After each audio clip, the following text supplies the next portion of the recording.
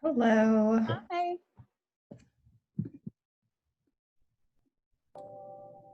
Hello. Hi. Why do all these people insist on the video? Can't you just join with? Oh my God, Holly, you are not. What? You Holly, are not. Yes. You know I can't stay away from y'all. Oh my God. My God. Holly, congratulations. Thank How you. are you doing? I'm good. I'm good. He surprised us and decided to come 8 weeks early. Wow. Yeah, Oh my God. Your hospital bed, of course you are. I am. I know. I was on an MPI board call yesterday too in a hospital bed. Oh my God. Just so everybody knows, Holly isn't injured. She just had a baby yesterday. So 2 days ago. 2 days ago. Less than 48 hours. How long does he have to be in the NICU? Do you know yet? Probably 2 to 3 weeks. Oh, Just we gotta his breathing is doing very well. We gotta work on his nutrients and getting him eating. So he's so you're great. gonna stay there with him? No, they're probably gonna send me home tomorrow, Saturday, but they're gonna have to pull me out kicking and screaming. We can go see him anytime we want, 24/7. So, that's nice. but I probably won't be on the whole time. But I had to jump on because I mean, Well, I was gonna Right, tell people. everybody, and you're like, hey, I'm here. this shows my commitment for when I apply for a job at Triple C someday. We'll just play them the recording of this. They'll be like, you're in. Okay. What did you name your son again? It's Jameson? Jameson Carpenter Jones. So sweet. Love it. Yeah. Shelby's here. She's from our Memphis market. Hi. Okay.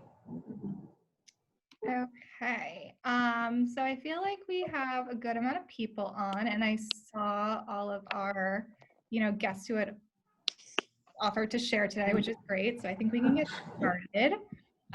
So hi everyone, and thank you for joining us today. And just some reminders, this is meant to be like an open forum, so feel free to ask questions and share throughout. And if you're too shy to talk like I usually am, you can feel free to use the chat box also. We'll be monitoring that, and we'll be sure to call out anything we see in there. So I'm Rachel. I'm the event manager at Triple C, and we also have Kate and Azure on the call if you guys just want to wave and say hi. We have Rachel Calkins too. I just saw Rachel pop on. I know, there she is. There's too many people. Okay. So yeah, like I said, today we have some people who are willing to share what they have seen work and be successful at their restaurants and venues. So we have Jessica from Eddie Merlot's, and you can wave, yep, perfect. And we also have Catherine from North Corner Haven, and we have Johanna and Lauren from Fabio Trahucci. I think I say that wrong. Hard to pronounce. Okay, so to kick us off, we can start with Jessica. So Jessica, do you want to give the group a little bit of background about your venue and where you're located and what you've been doing to successfully capture some event business? Sure. So my name is Jessica Kantner. I'm the corporate private dining and sales manager for Eddie Merlot's, as well as the local sales manager for our Columbus, Ohio location. We are a prime-aged beef and seafood steakhouse with a huge segment of our business coming from private dining. So you can imagine how much fun that's been over the last 3.5 to 4 months. So what I was going to talk about today was the pharmaceutical industry and some of the things that we have done to try to capture leads and generate revenue from that segment of business. For our restaurant in particular, and I know a lot of other venues that are higher end venues or finer dining, you do a significant chunk of business is generated from the pharmaceutical revenue. For us, it's anywhere from 45 to 65% of our overall business. So with travel restrictions, with social distancing, small group sizes. It's really been a challenge to try to get some of that business back in our doors. So one of the first things that we did when we came back was we created a document that we have available to share to all third-party pharmaceutical event planners, as well as any of our pharmaceutical representatives. And it's a document that we call Socially Safe at Eddie Merlot's. And in this document, it highlights all of the social distancing and safety protocols and standards that we have in place within the restaurant, as well as highlighting some additional pieces. We're getting very, very creative. I told someone the other day, planning private events right now is like needing a crystal ball and all you were left with was a magic 8-ball. So you just don't know what you're gonna get. You just shake it up and hope you get a good answer. But with that, we felt it was really important to think outside the box and get very creative. So different pieces that we have put together are floor plans for events that show guests how they would be seated at tables. That's a really important question that a lot of third-party planning companies have. Most of them have a CDC guideline, COVID-19 guideline, and like a social distancing protocol that you now have to sign off on if they're going to be booking and doing an in-house event with you. So this socially safe document kind of answers a lot of those questions for them up front. And it's a document that we shared with them and told them, please give this to the rep when they're handing out invitations to come to the program so that the representative has this information and can give it to potential attendees so that the attendees feel safer about coming inside the building. So along with the document, other things that we're offering are we are doing curbside carryout. A lot of pharmaceutical companies are not authorized to do in-person meetings yet, but they are doing virtual meetings. Some companies have been authorized for food, others have not. The ones that are authorized for food can do their full budget. And we're able to provide that through our curbside carryout program.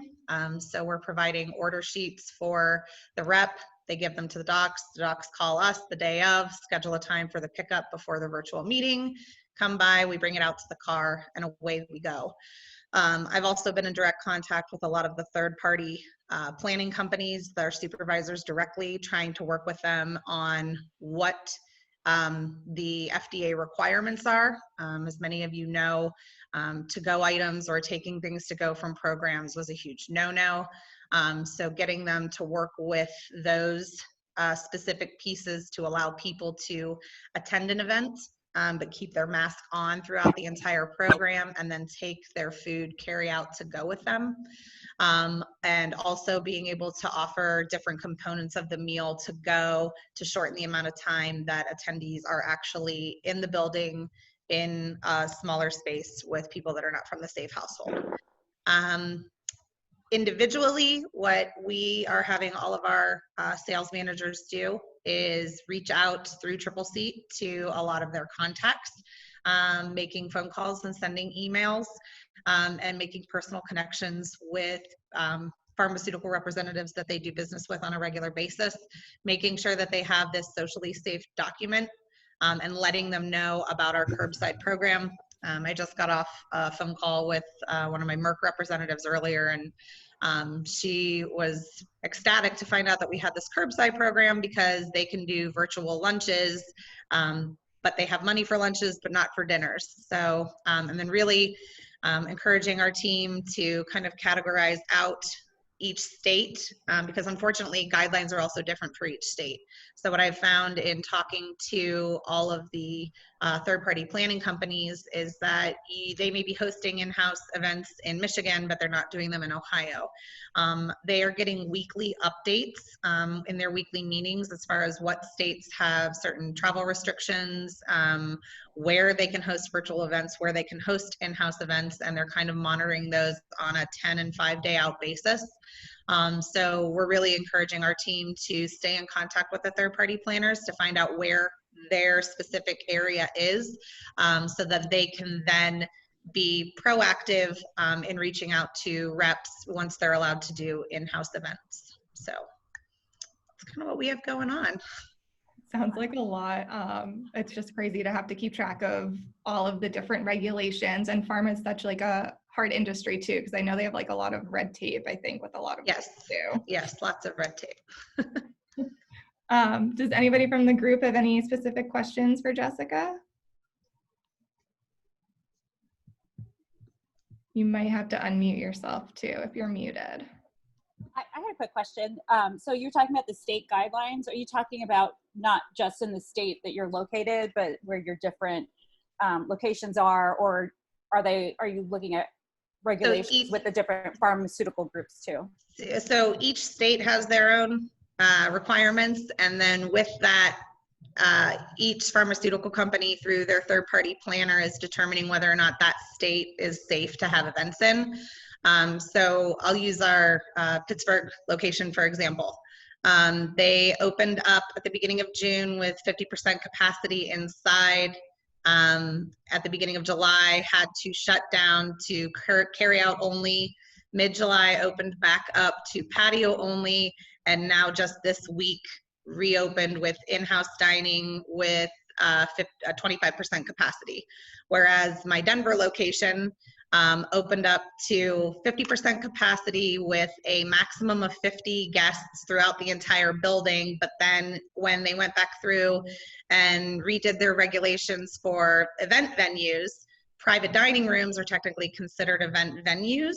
So you could have an event that, as long as the tables are socially safe, may have 30 to 50 people, and those 30 to 50 people don't count against your max 50 people that you can have inside your building. So it's a lot of juggling.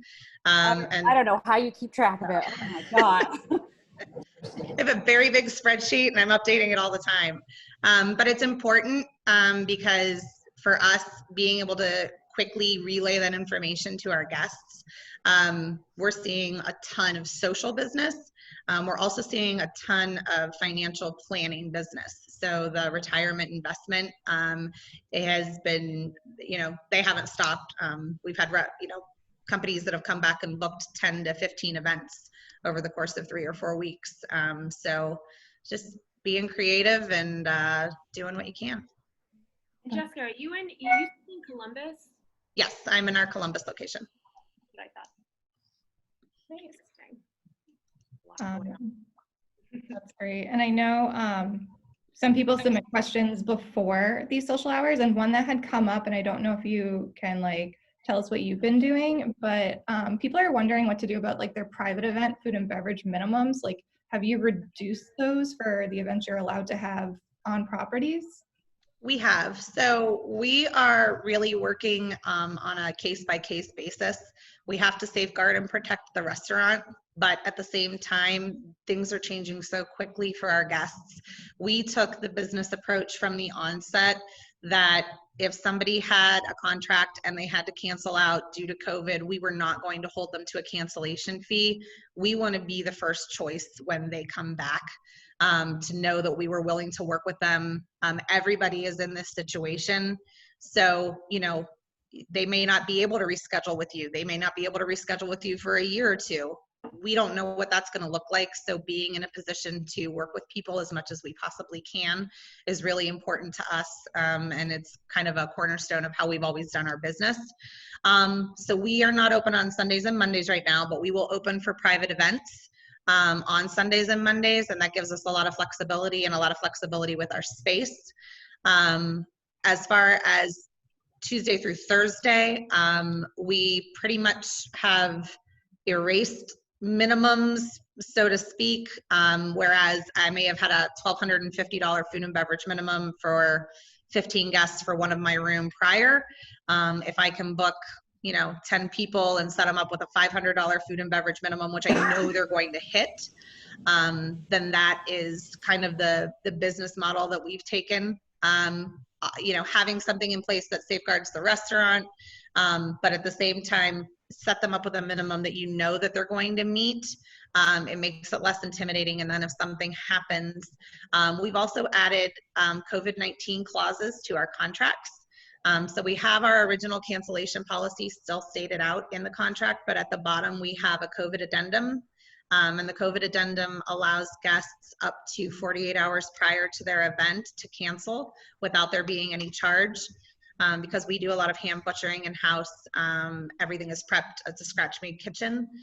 We had to have some safety net. So this COVID-19 clause covers us if there's specialty food product that we've brought in, or appetizers that we've prepped, or specific rentals that we've brought in. The client is still responsible for paying for those items, but then other cancellation fees would be waived. And a lot of the pharmaceutical companies are now requiring some sort of a clause in your contract directly related to cancellations due to COVID. They won't even sign a contract if you don't have something in there that protects them and safeguards them. Definitely. Okay. Does anybody else have any questions? If not, we can move right along, and we have Catherine from, thank you, Jessica, for sharing. That was great. And I know a bunch of people in the chat are wondering if you'd be willing to share your template. So I'll email you after and see if that's something you're able to do. And next we have Catherine from North Corner Haven. So Catherine, do you mind sharing a little bit about your venue and where you're located, and the success that you've seen by adjusting your offerings to accommodate micro weddings? Like, what do those packages look like? Yeah, absolutely. Hey, thanks for having me. I wanted to say a special hello to Whitney Edwards. She's with Triple Seat. We used to work together in New York, so it's fun to collaborate this way. My name is Catherine Dooley, like she said, and I operate North Corner Haven. We're a working farm paired with a retreat and wedding venue just south of Charlotte, North Carolina, about 25 miles south in Lancaster, South Carolina. So similar to you, Jessica, we're toggling different state guidelines. And it's, a little bit more like the Wild Wild West in South Carolina. North Carolina is more strict. So it's definitely been a challenge and an interesting road that changes every day, just like everybody else. We are a fairly new business. We are in our second full year in 2020. And so we had our first full calendar year of weddings booked. And of course, it all came crashing down like the rest of us for weddings in the spring specifically. So most of our spring weddings either pushed or canceled. We just, in terms of our protocol and policies, I know everyone's different. We rescheduled with no fee to 21. If they reschedule again, then there's a small administrative fee, but we're trying to work on a case-by-case basis with everybody to make sure that we're really being sensitive. I mean, this is such a catastrophe for brides specifically, that they're really in such an emotional place that we're trying to do our best to work with them. Specifically with our micro weddings, we are calling them our cherished weddings. We threw around a lot of different names: intimate, micro, elopements, and in our brand story and messaging, we're really focusing on defining moments and being a space for that. So cherished weddings fell into place, and it's kind of hit a nice ring to it. We feel like that's our main goal, is especially during this weird time to offer people a place where they can gather and get away. In South Carolina, we are a little bit more open for business. We are allowed to host 50% of our capacity and our indoor capacity. Just to give you a sense of our venue, we're indoor outdoor on about a 5-acre space of land. And, there's varying capacities that we could put into play. We decided as a team that we have a set level of 120 guests for our real weddings going through fall, and that's going to change every day, I think, until we get to the end of the year. But our micro weddings, our cherished weddings that we rolled out, we really launched them at the end of May, and it's a precarious thing, right? Because you're asking people to gather during a time when many people are staying home. So we try to be really sensitive in our messaging and pulled together turnkey inclusive packages. We stuck with our brand guidelines and came up with our persimmon package. So that is just the couple and the officiant, 3 people. And it only includes a 1-hour venue rental. It includes personal florals. It includes a champagne toast. It includes photography. And then you've got our poplar package, which is the couple and up to 8 guests, 1.5 hours of a venue rental. And that includes stationed appetizers and beer and wine for an hour. Then it goes to passion fruit, which is up to 23 guests, and then mulberry, which is up to 50 guests. And we rolled these out as the guidelines shifted. So we worked them out all together at the very beginning and said, what are the different levels of service that we want to offer our guests? and what are the different options that we foresee might be possible in the future.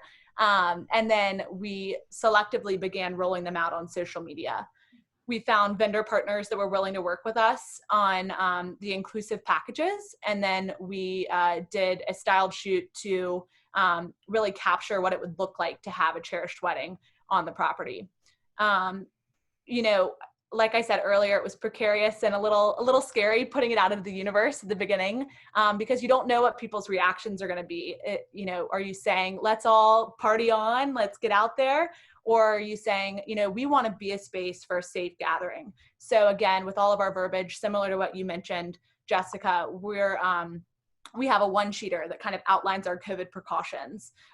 We've got guidelines and signs posted all over the venue. We've created hand sanitizer stands that match with the venue.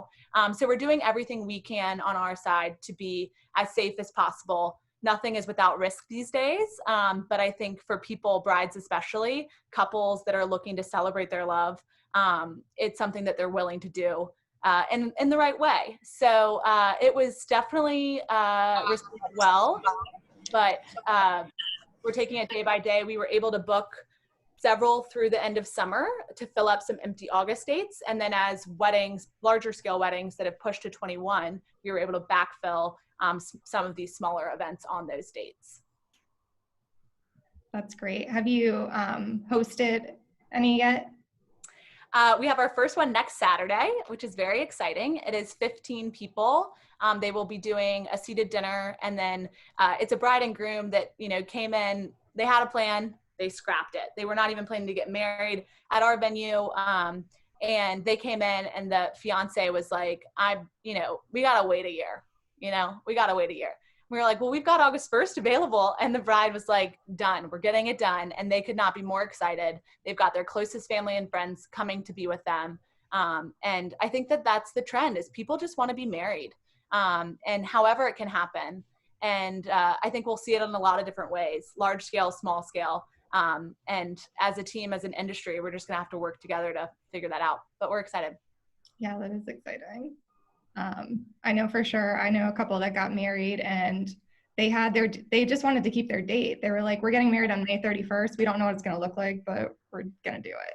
So yeah, absolutely. And I think, we had another example. We had a bride that got married on her original date.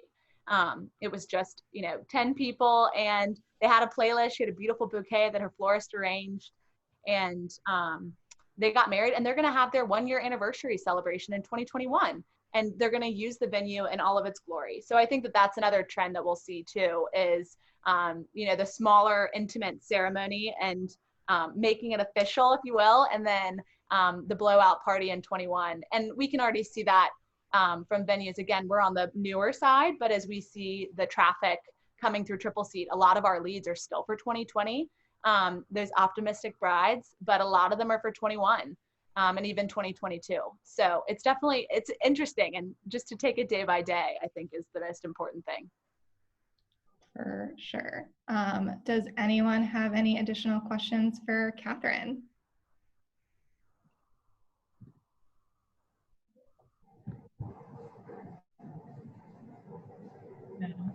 Okay.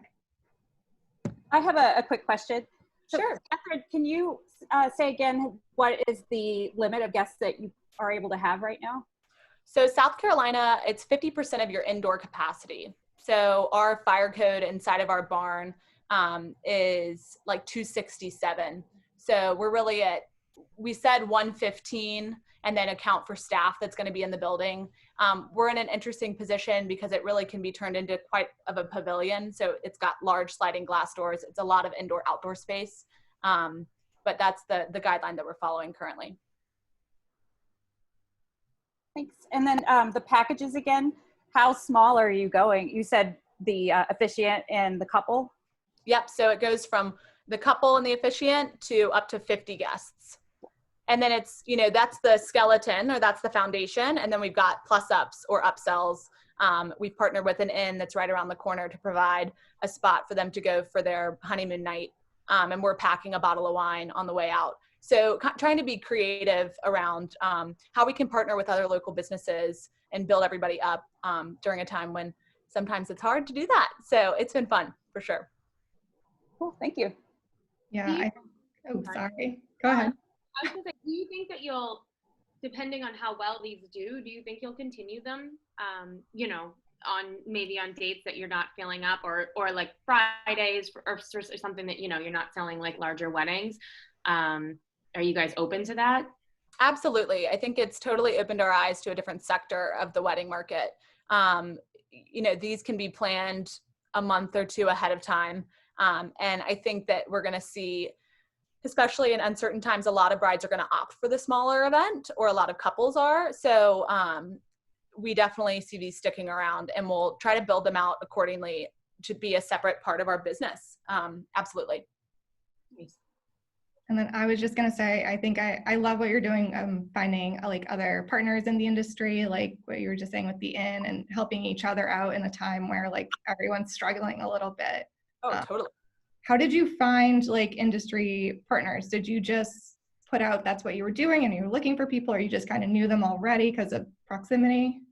A little bit of both. Charlotte's wedding industry, hospitality and wedding industry, I would feel like it's super connected. There's a lot of networking involved. So a big part of the first year of business was really getting to know vendors. Locally, we're in South Carolina, but we're really in the Charlotte market, the greater Charlotte area. So just keeping those lines of communication open. I think collaboration is not only important for all businesses ordinarily, but right now to energize people and get people working together in a safe way, definitely important. For sure.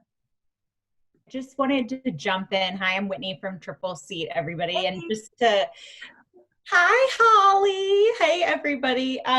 Great to see so many familiar faces on here. But I wanted to just, I'm going to drop this in the chat, but I thought of Catherine immediately and North Corner Haven's packages when Rachel and the team kind of asked for any suggestions of who to reach out to get to speak this week, because the packages that North Corner Haven has put together are so well done. They're so polished, the marketing around them, everything, like it's the best that I've really seen out there. So I'm going to put the link, Catherine, to your packages in the chat. Definitely everybody take a look at them if you're thinking of putting something similar together. Thanks, Whitney. Yeah, y'all take a look and let me know if you have any questions. I'm certainly not doing this alone. Becky was unable to be on the call with me today. She's my colleague. She's been wonderful. She's busy prepping for a wedding this weekend. So it's a day-by-day scenario, and the joy of having things digitally is that we can change them, right? So we're not printing anything. We're making moves and changes on the fly. So definitely something to consider. Awesome. Well, thank you so much, Catherine. Thank you guys. Yeah, appreciate it. Okay, and then next up we have Johanna and Lauren from, again, I'm going to butcher it. So it's okay, it's a hard one to pronounce.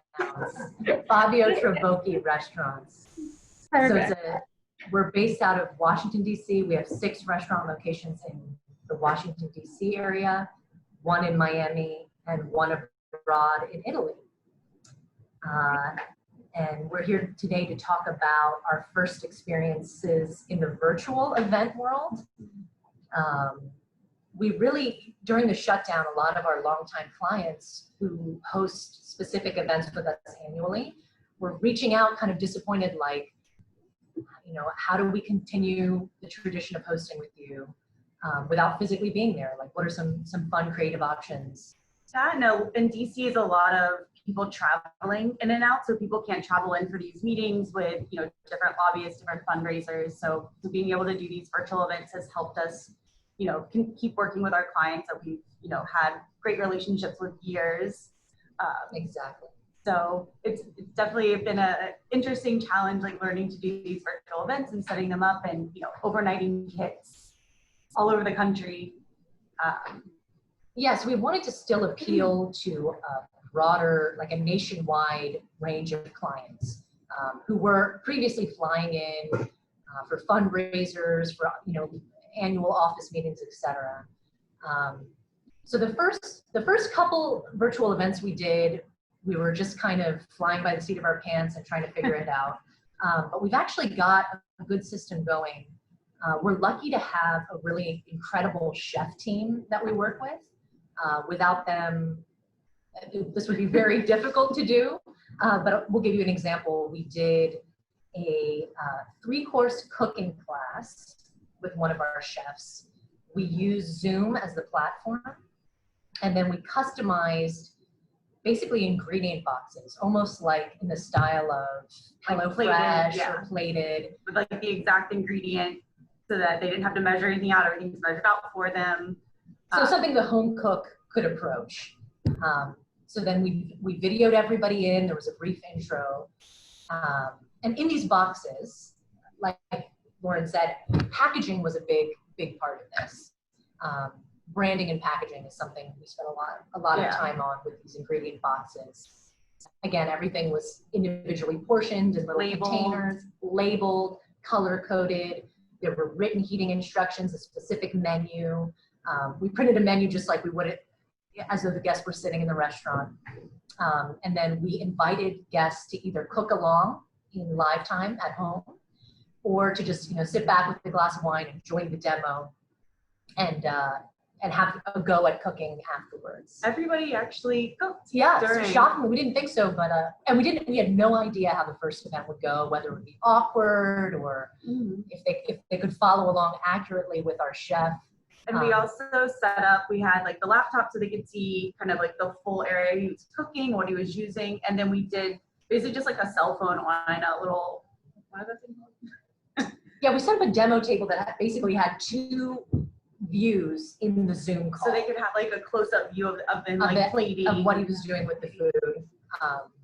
So it was very interesting, and definitely asked everybody, like, you can do the non-video participant, like hide those so that you could just see large screens of everything that our chef was doing, and it went really well.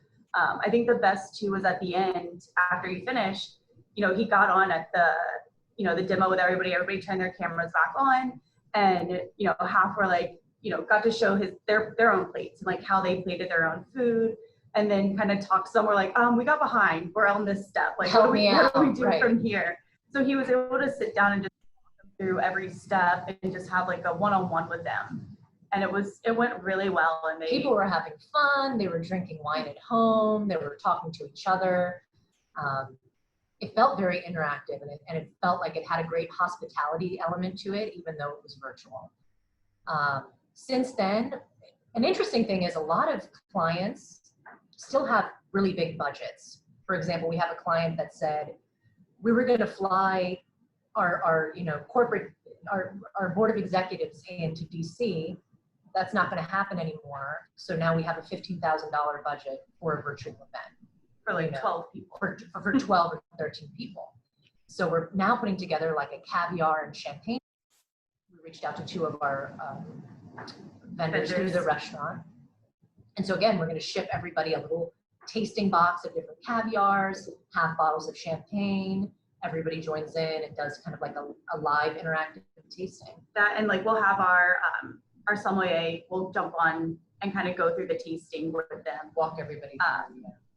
So it'd be kind of cool. Yeah, we're getting a ton of requests for these style events. I don't know if it's because we're a restaurant group, but we've come up with we're just kind of brainstorming a lot of different offerings, because they reach out and they don't know what they want. Right, we want to host a virtual event. We have no idea what that means or what So, ideas can you send us? Going from even teaching how to make canapes if they want to have like small dinner parties at home, to a full 3-course menu.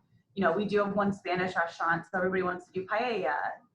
So just kind of coming up with really fun, creative things for guests to learn how to make in their own home. It's been a fun, unique experience that we're still navigating. And the shipping is the trickiest thing. So we're offering, for local participants, we're offering pickup from the restaurant or delivery. We do have delivery drivers for our takeout business available. But the trickiest thing has been out-of-state guests overnighting ingredient boxes. Yeah. Timing of that, packing everything with dry ice, making sure everything's compliant. That's been a little bit tougher. We're still navigating that. And also we can't ship any liquor out of state. So when we're doing like virtual happy hours, we give like an ingredient list of liquors And ahead of time. yeah, and we can send like the mixers or the shrubs or, you know, garnishes and stuff, Right. and doing like custom shakers, like with our logo and like a little jigger shaker, just to kind of have a little kit together for them. Right. That's super cool. I think I'm like so interested in this. I think it's like a super good idea. I can see like where shipping is the trickiest part. Yeah. So what is like the largest like virtual one you've done? I imagine you have to keep them like relatively intimate. It's better to do the smaller ones just so that, you know, everybody really gets the full experience, but we definitely have requests for like 20 to 25 people that we're working on. So it's just a matter of, you know, getting it and, you know, making sure everybody has that really, that unique one-on-one experience that they feel, and they're, you know, bonding with their team, but also getting to like really, you know, ask their questions to the chef and feel like a participant. Right. So, I mean, I think trying to keep it 20 to 25 would be the max right now, just to, you know, keep them as like such an experience. Yeah. And then are there any like best practices that you've like learned doing this, or any like, say somebody here doesn't have this already started, but they think it's a good idea and they maybe want to do something like on a local level? Like what are some, you know, tips to get people involved in the virtual aspect of it all? Say, again, I think if we didn't, the trickiest thing is having someone like a chef who can be entertaining and interactive. It doesn't have to be a chef. We use mixologists. We're talking about even doing like with one of our florists, like a bouquet flower making interactive thing. You know, we'll send bubbly and light bites, but, you know, fun things that are a little bit outside of the box. But I think on our part, from a restaurant perspective, we're relying heavily on our chefs really to lead these demos as like the culinary experts. Yeah, got excited about them. And sometimes chefs It doesn't just have to be a chef. You know, you can, again, we're thinking of things outside the box that aren't food related per se, especially with the holidays coming up. The question, how does it work during service? We actually used one of our private rooms and set up a table with all the ingredients right there. And the chef was able to, we're able to use induction burners. So they're not actually in the kitchen. We block off a private room in one of the restaurants, just depending on what chef is doing the demo. And we have like, just because we have multiple locations and rooms, we have a couple of restaurants that haven't opened yet. So we just have a lot of space that we can use, luckily. Right. Yeah. I don't think the guests should see what actually happens in the kitchen. And we have the chef is doing the demo, and even in the ingredient kits, to make it easy, there are food items that are like par cooked or just kind of like pre-prepped for ease to make things move along faster in the demo. Yeah. And how did you decide to price these? Was it, I know you said like you're getting a lot of clients that already have like big budgets, so that kind of just works out. But We're definitely going, we have certain ones already packaged and ready to go, different offerings, but also kind of working with their budgets. You know, we don't want to lose any events right now. We're working backwards now. So in general, we too used to have just standard food and beverage minimums for all our spaces. Now we're working backwards and we're just saying, what's your budget? Here's what we can offer, whether it be in person or virtual or a drop off.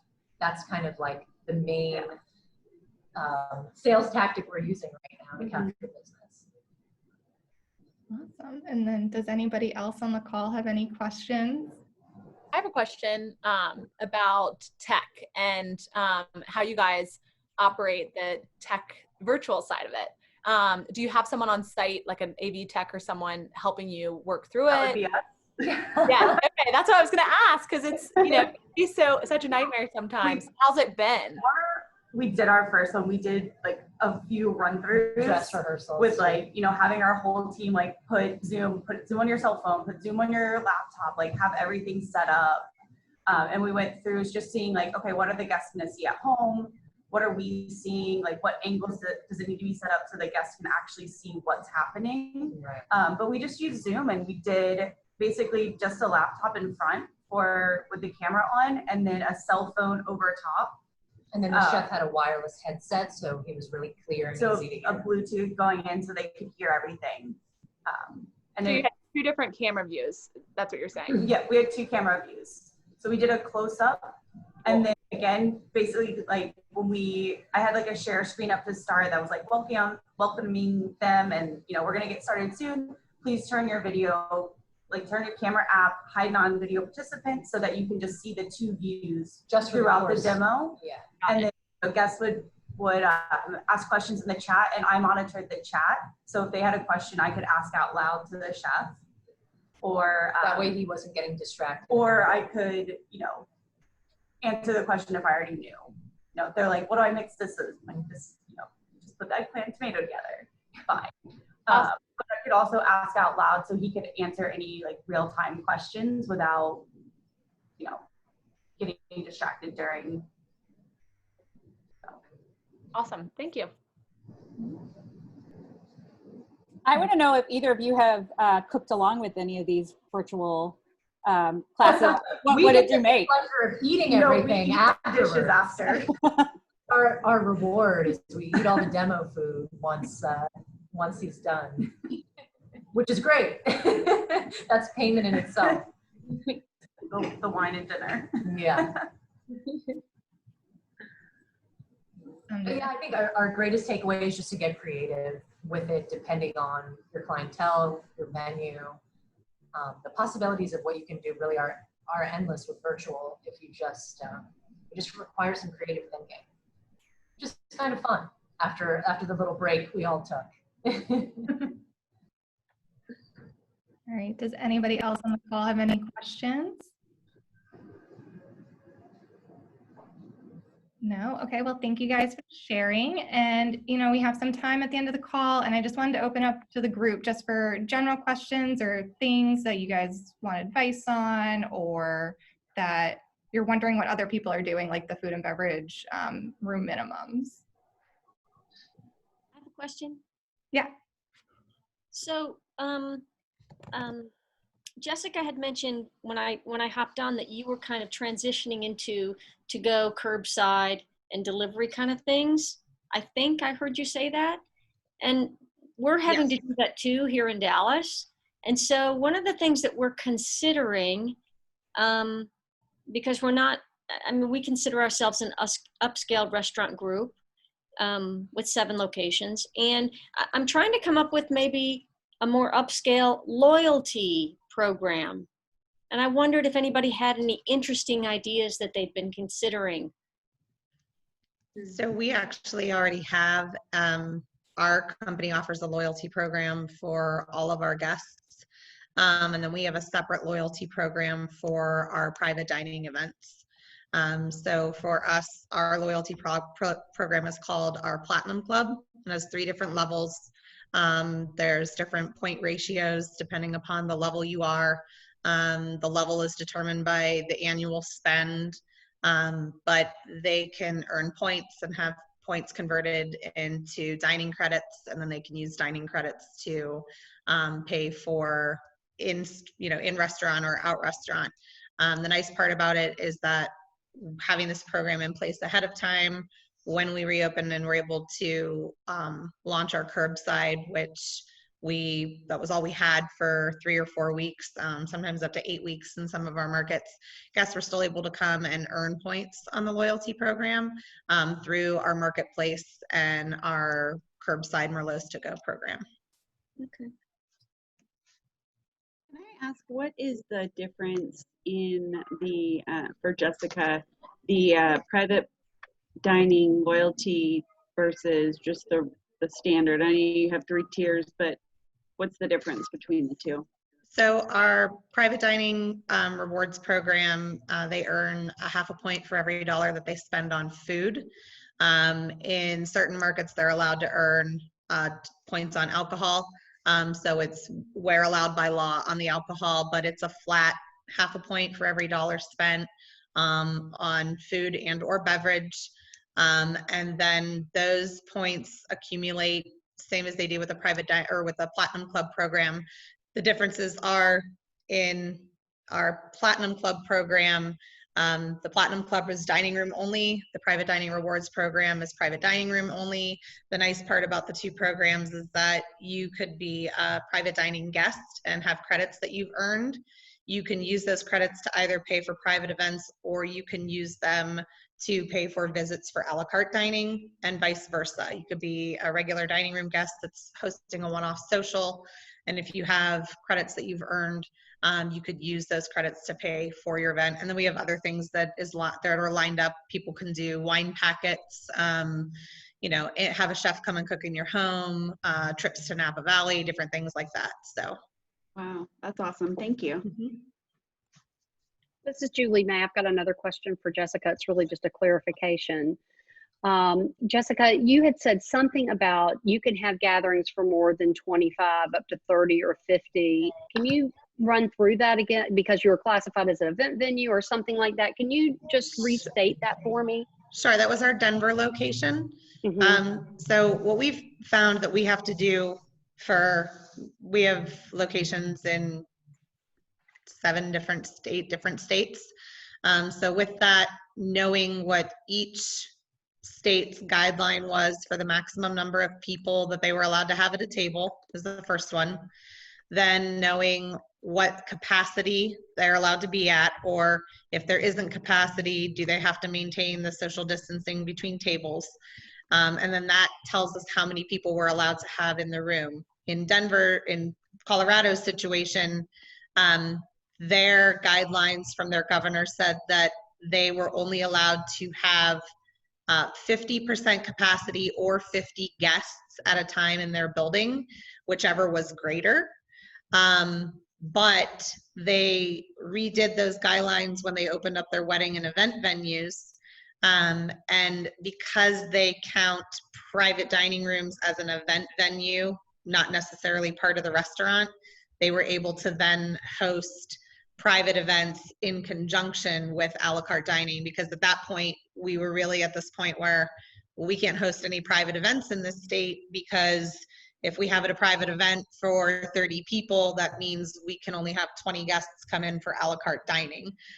So knowing specifically what each state's guidelines are really helps us to make sure that we're maximizing our occupancy.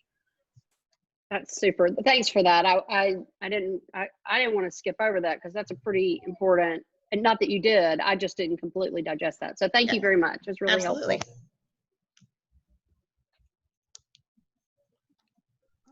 Is there anyone else that has any questions? Jessica, I hate to ask this. Can you tell me the restaurant group you're with? I missed that when I came in. That's okay. I'm with Eddie Merlot's. Very good. Not a question, but here in Nashville at our steakhouse, we recently had a pharmaceutical group that dined with us, which was fabulous because any event right now is amazing.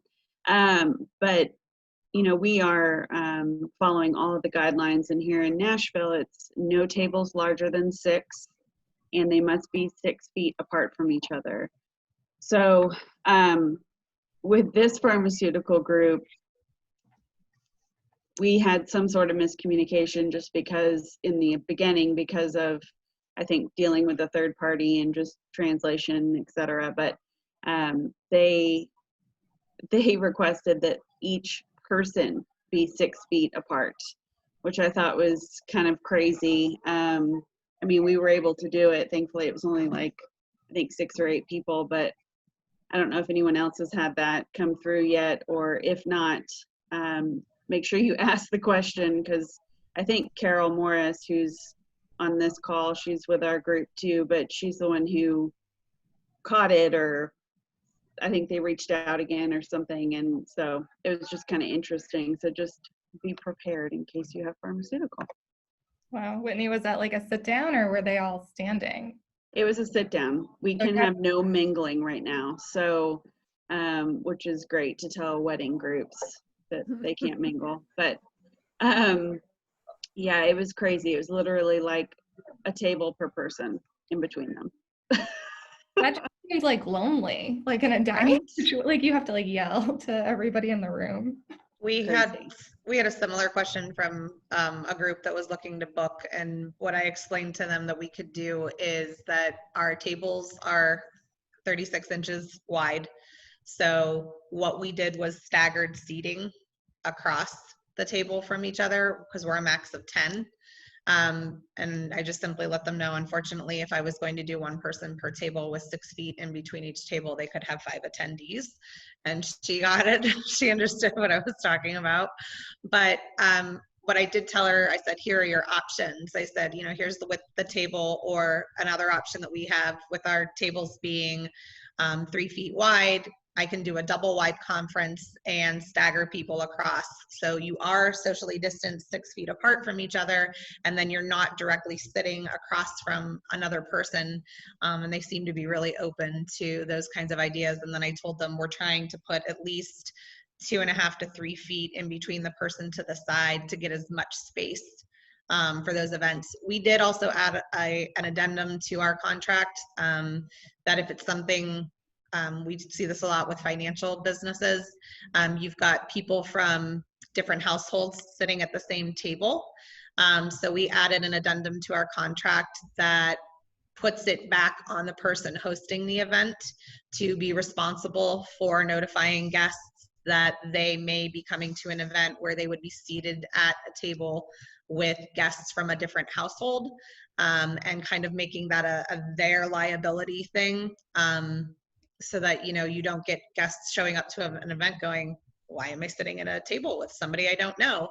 And really making that part of what the host of the program is responsible for communicating to guests. That's a good idea. On the flip side, I'm just now curious. So have you guys gotten any like planners that have like said that you have to include clauses in like your agreements for them, like the other way around kind of? I have in regards to like the COVID, like for the cancellation. That's the big one right now that you're seeing from the planners. Cool. Just curious. Okay. Yeah, we have to, just chiming in on the contracts. I think that, like Jessica said, any corporate client for the foreseeable future will require an out of some sort. So, you know, the most recent one was booking for October, and there'll be a clause where if they can't reasonably reschedule, then they get out scot-free. And I think at this point, it's like the minimums and kind of waiving the room minimums. You've got to do what you got to do. So we see that as a trend that'll happen over the next year or so. Yeah, I just got off a phone call with a 2021 rehearsal dinner.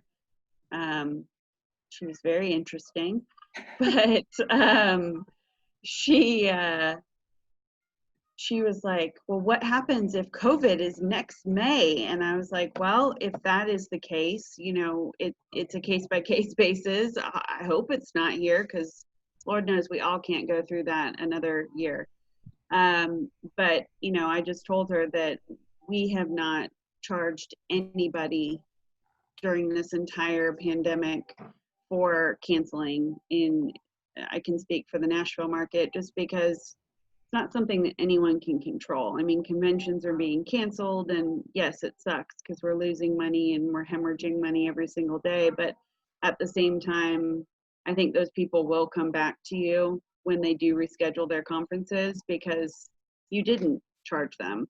So that's kind of what we've been telling people, but we do have a small COVID clause in ours, just letting people know which phase we're in currently and what those phases mean for them. Yeah, definitely. Okay. Well, if there is nothing else, I think we can wrap it up. I put a survey link in the chat, and I did it again twice because I really want you guys to fill out my survey to just let me know how you like these, and if you have any ideas for future social hours, or if you want to yourself volunteer to share your story and stuff, we'd love to have you. So please fill that out.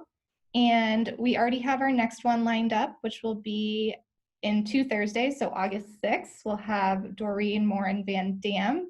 And she was supposed to give a talk at our event camp that we put on, but we had to cancel this year for obvious reasons. But she's agreed to join us for Social Hour, and she'll be talking about using marketing to drive business during post-quarantine. So thank you everybody who shared, and thank you all for joining us. Thank you, Jessica, Catherine, Johanna, and Lauren for sharing, and hopefully we see you again in 2 weeks, everyone. Yes, and real quick, there is an amazing podcast out there that I just recently found. I'm not, seriously, it's called Two Chicks, Three Seats, and I feel like Kate and Rachel might be on it. So Rachel Calkins. There's 2 Rachels in marketing, but it's Rachel. Over here. Got it. Well, I actually, I drive about 30 to 45 minutes each way, and I have really enjoyed listening to these podcasts. And shout out to Kate for the Etch shout out that you did for the 360 tour. That was really cool. I listened to it like 3 times because I was like, did she say Etch? I don't know if she said Etch, but anyways, if you haven't listened to it, it's really, really great. I think there's like 16 episodes or 15, but I can share the landing page and looking it up right now. yeah, thank you guys for doing that, because I like to learn when I drive, and I'm sick of singing songs and all of that back and forth. So Yeah, we're gonna email everyone a link to their podcast and our email. And guys, I think Jessica just shared her private dining in the chat, so you guys can download that now, or I'll email that out also to everybody post Social Hour. Rachel put a link to the podcast in there, all the episodes. Yeah. You can search for it anywhere, like anywhere you listen to podcasts. Just search for Two Chicks, Three Seats. Hey, and Rachel, what's your topic tomorrow for the next episode? You'll have to tune in. Can tell who's in marketing here, yeah. All right, guys. Wait, what is it really, Rachel? You'll have to tune in. Okay. All right, thank you everyone for joining, and we'll see you guys in a few weeks. Bye. Bye. Bye.